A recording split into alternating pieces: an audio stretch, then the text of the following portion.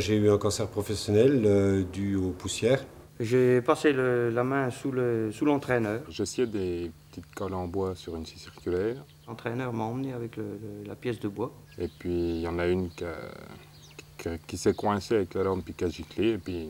De la main gauche, au lieu de me mettre bien à gauche, j'ai mis ma main sur la lame. La fraise a touché mon guide et m'a emmené la main gauche sur l'outil. J'ai donc fait un cancer de l'ethmoïde, mais qui s'est déclaré 11 ans après. La colle est partie et puis il restait plus que les doigts, quoi. En 22 ans de métier, jamais une égratignure. C'est un moment d'inattention.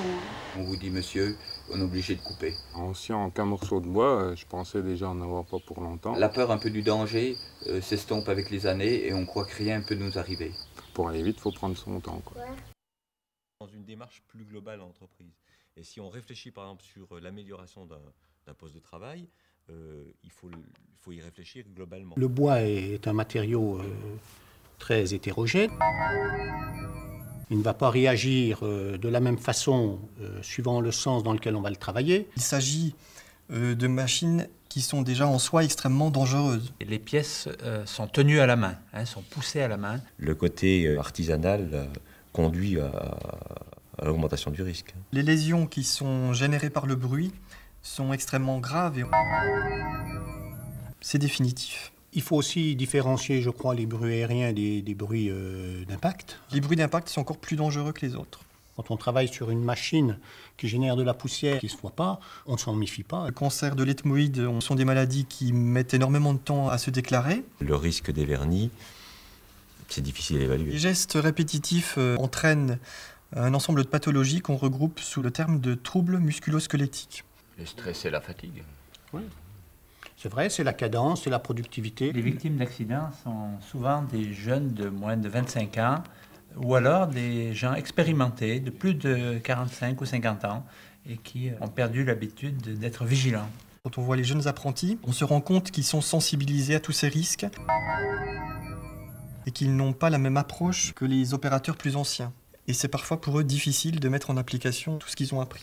Ça ne s'improvise pas, on ne forme pas un menuisier en 2 jours. Le risque nul n'existe pas. Le risque nul n'existe pas. Si on a une démarche strictement liée à la sécurité, il y a un côté norme, contraignant, qui peut être mal perçu. La mise en place de ce document unique sur l'évaluation des risques amène l'employeur et tous les intervenants en prévention à se concerter et à se poser des questions. Quand vous avez un risque sur telle machine, il y a combien de solutions pour réduire le risque, combien ça coûte et qu'est-ce qu'on met comme planning. Et ces solutions, on ne peut pas les trouver tout seul. La sécurité, ça a un coût. Investir dans une machine. Si la sécurité augmente trop le prix de vente, vous ne vendez plus le produit, vous n'avez plus de clients, vous n'avez plus besoin de sécurité. On considère souvent que la sécurité coûte cher à l'entreprise. Or, ce sont les accidents du travail et les maladies professionnelles qui coûtent cher. Une surdité professionnelle dépasse les 100 000 €, entièrement supportée par les cotisations des employeurs et répartie sur la branche professionnelle. C'est une obligation de progresser constamment. Les petites entreprises qui, pendant des années, n'ont pas progressé, elles sont malheureusement condamnées à mourir.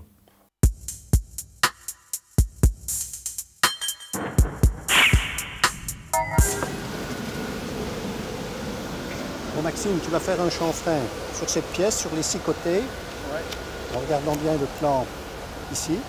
D'accord. Allez, Les chanfreins.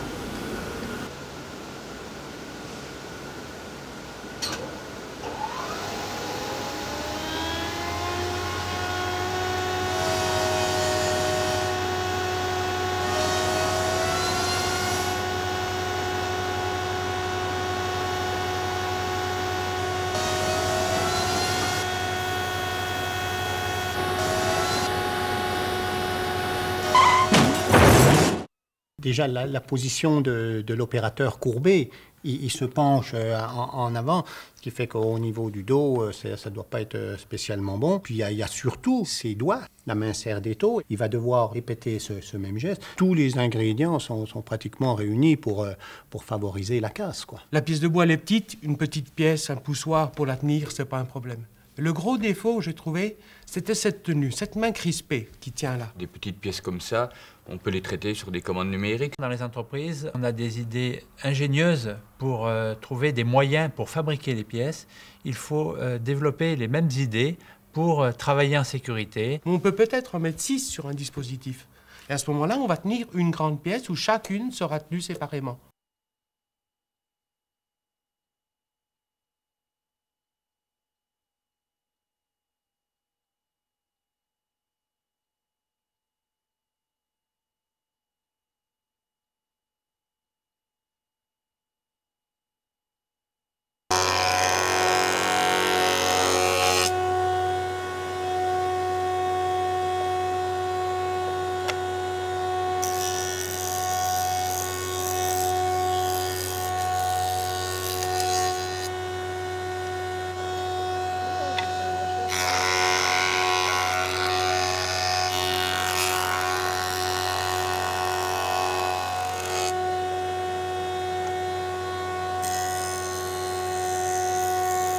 Julien, comment je règle la joue là, mon petit bocage? Sur la tête d'outil, il y a la colonne. Ouais. Bah à côté, il y a un boulon. Tu prends, tu desserres, tu règles après, t'essayes. Ok, merci. Ah, pas de quoi, gros. Ce balayage de la table avec la main, là, qui peut bien sûr engendrer un accident assez spectaculaire. Là. On l'a vu une fois à un moment où il a détourné des copeaux avec sa pièce de bois. Oui. À la fin, il ne l'a pas fait. Pourquoi? Déjà avoir une aspiration sur la machine peut-être plus performante. La soufflette n'est pas une bonne solution parce qu'elle crée un risque supplémentaire donc, de mise en suspension des poussières de bois et puis elle majore le risque d'exposition au bruit. Et toujours ce petit tapotement sur l'épaule que vous avez remarqué. Oui, l'opérateur qui est dérangé en pleine activité. Je pense une faute.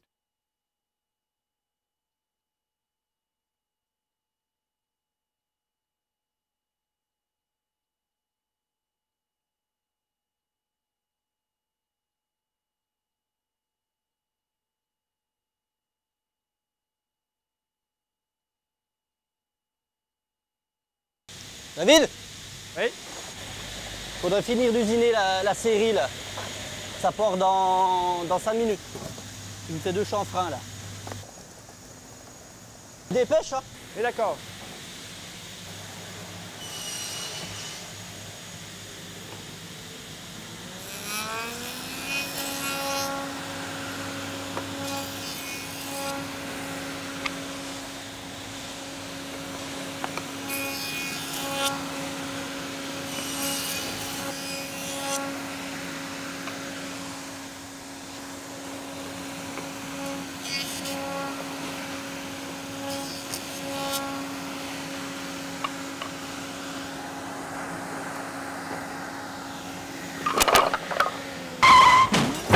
Une table de machine n'est pas un établi. En aucun cas, on doit s'en servir pour ou stocker ou empiler des pièces, même momentanément. Quand on prend un morceau de bois comme il le prend, on le pousse avec nos mains, même là, dans une bonne condition, il y a danger. La hauteur de ce chariot, pourquoi si bas? Il va se baisser des dizaines de fois alors qu'il faut qu'il aille vite. On a mis en place quand même beaucoup de chevalets pour que le bois il soit à la hauteur. Il met en route sa toupie déjà, elle n'est pas arrivée au maximum de sa vitesse, il commence à passer ses pièces. Donc le cas précis, pour moi, c'est l'urgence. L'urgence étant une donnée de l'entreprise. Partir du principe que on n'aura pas d'urgence, c'est se mettre dans une situation où elle va arriver quand même et on n'y aura pas pensé. Bien gérer l'urgence, c'est peut-être de se dire, une fois par semaine, on essaie d'anticiper une demi-heure pour gérer les urgences, quoi.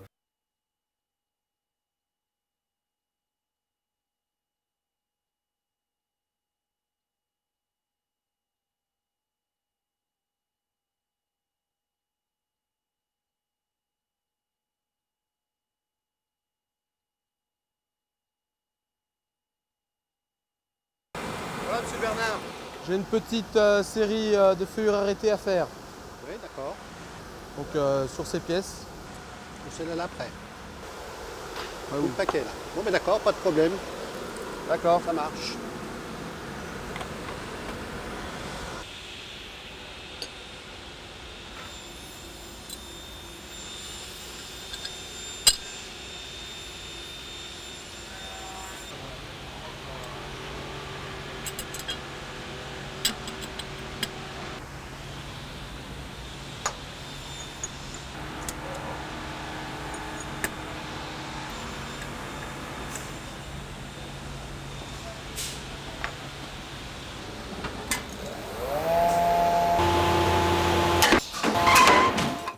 un outil d'ancienne génération, donc qui va déjà, dans un premier temps, favoriser le rejet. L'absence de butée d'attaque fait que le morceau de bois qui s'offre comme ça, donc un outil tournant pas à la bonne fréquence de rotation, avec une prise de passe importante, est forcément rejeté à une vitesse phénoménale, quoi. Ça coupe bien, attention, c'est dangereux. Mais non, c'est quand ça coupe pas que c'est dangereux. Le fait de choisir ces bons paramètres de coupe, de choisir son bon outil, au contraire, vous diminuez les risques. Il existe bien sûr maintenant des machines extrêmement performantes, qui s'appellent des profileuses, où on peut faire de la moulure arrêtée avec un entraîneur. C'est l'idéal, quoi.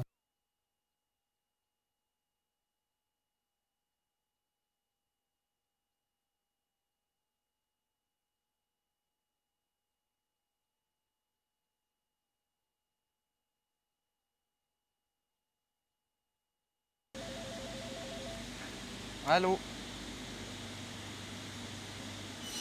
Bon bah d'accord, entendu.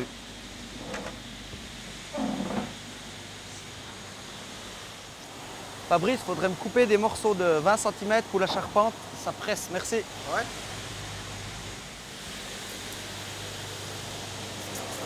Ça presse un peu, hein. Ouais, d'accord. Oh, très bien, pour 2 minutes. Hop.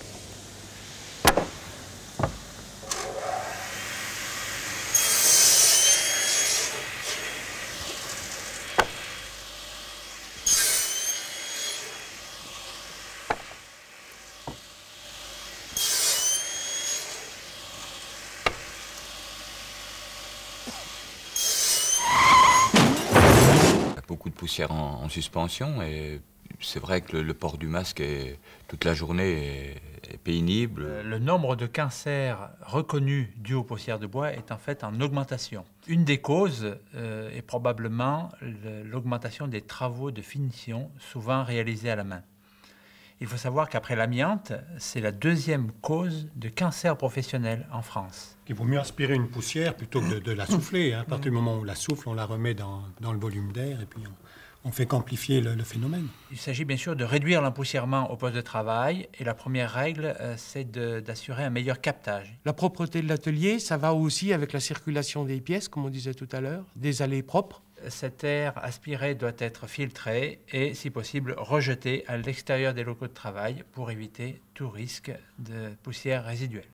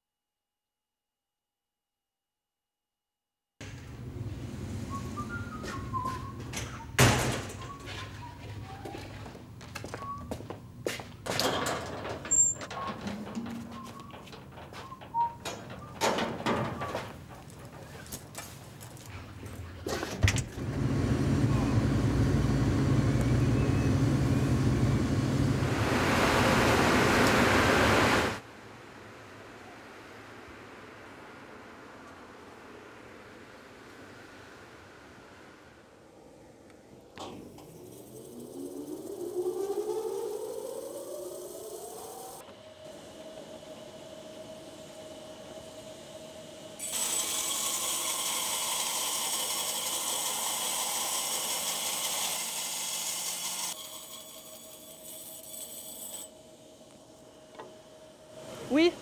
Dis-moi, Paul, c'est combien la profondeur de l'araignée? La profondeur, elle fait 12, là, tu vois. Oui. Bon, si elle fait 12,5, c'est pas grave. Ça marche? Ça marche, on fait comme ça. Ok, ça roule.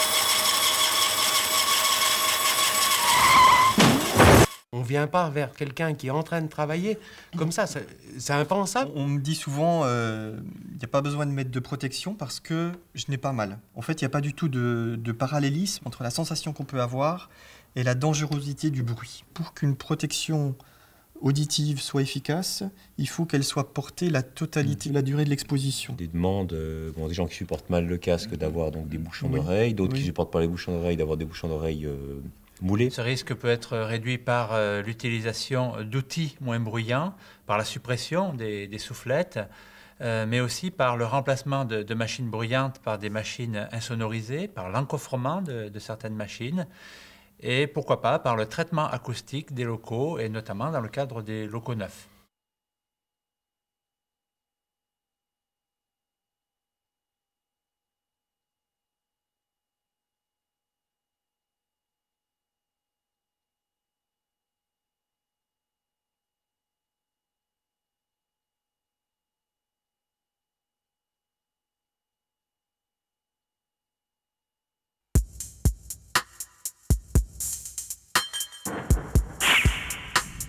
On a été amené à penser à une reconstruction du site de fabrication.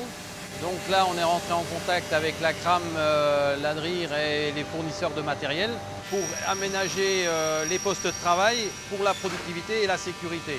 Les solutions, on essaye de les faire amener par eux.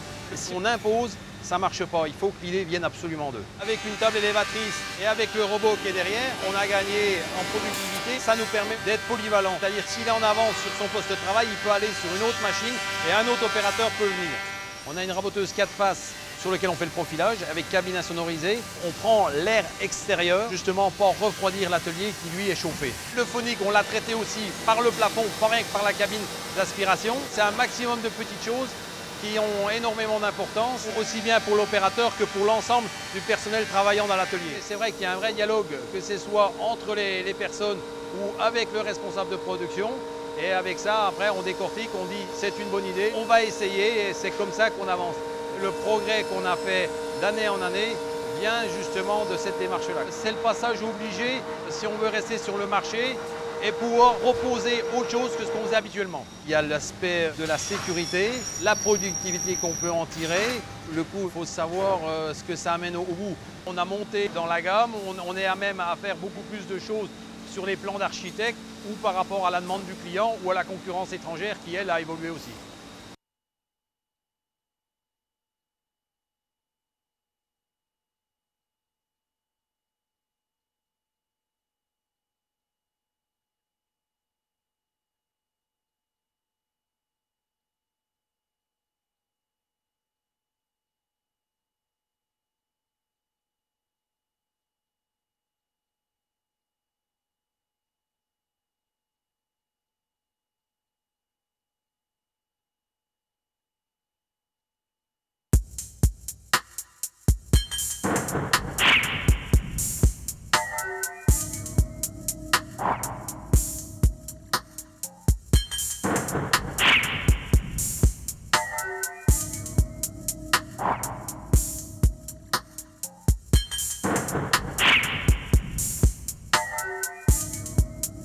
You